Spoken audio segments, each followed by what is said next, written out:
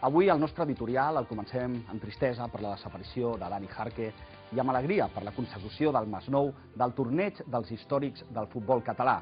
Quedi dit, davant de tot, que el programa d'avui va dedicat al capità de l'Espanyol, que avui és capità de tots.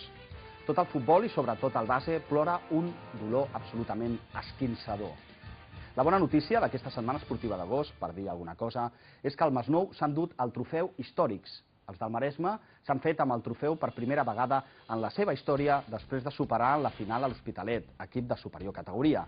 Enhorabona, des del nostre programa Maresme Esport, als masnovins que es van emportar la 24a edició d'aquest torneig, el torneig dels històrics, després de superar en una final inèdita a l'Hospitalet amb un solitari tant del jugador de la casa, Àlex Moreno, en la segona part. A l'inici del partit ja es va veure que els de Claudio Festa mostraven estar millor físicament, amb un joc molt pràctic, van doblegar un Hospitalet sense ritme i que mai va disparar entre els tres pals de la porteria de Bel.